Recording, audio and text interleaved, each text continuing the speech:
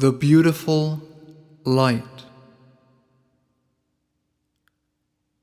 I do not know how many reasons there have to be for tears to fall from the soft gray sky, but I do know each drop is full of light, is full of beautiful light. I do know that the light falls and gathers around those who patiently wait outside for milk, for bread, and it collects along the bare tree branches and the broken edges of stone, filling up the quiet, forgotten corners. From the second floor bar of my hotel, I watch the tangled negotiations between the melancholy businessman and the young woman, until at last she shakes her head and slowly walks away. He leans after her on the ornate railing. His hand frames a plea, unfolds into a gesture of release. The shape of their separation begins to fill with light. It flares from the center of the emptiness between them. It is a beautiful light, surrounding his open hand, breaking over the curve of her shoulder, through the golden strands of her hair as she turns her face away from his and moves across the marbled floor to the waiting elevator. In the deserted hotel lobby at midnight, a small TV set high on the wall. It sweeps the empty floors with its flickering light. Inside this haunted doll's house, everything looks cold, and yet it is melting, fading away. Everything seems new, and yet, look closer. It is fraying, splintering, already wearing thin.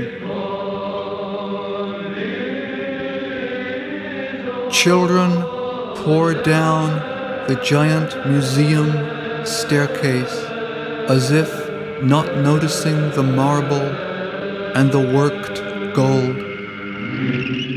They thread from room to room, thicken and hold their breath beneath the canvases full of light, full of burning light.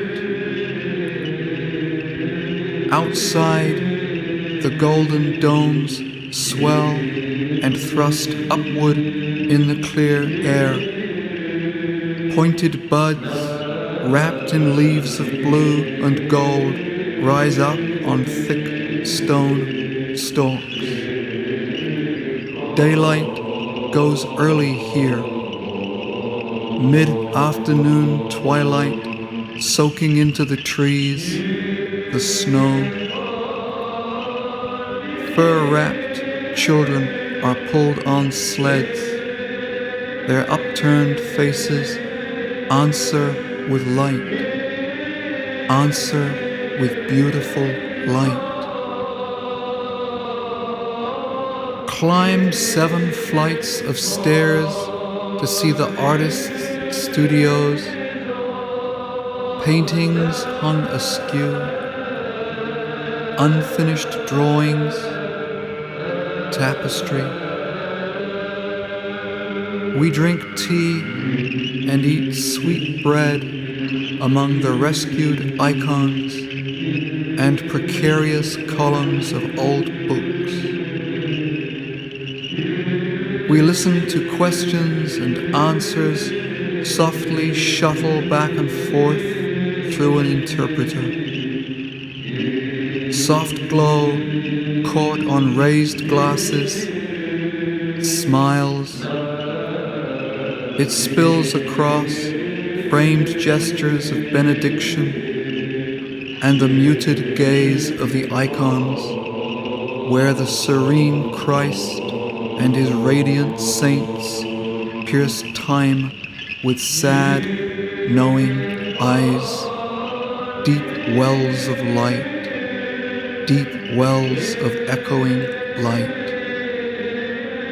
At our departure, upon request, our host offers a prayer of thanks, placing lit candle on table and door frame.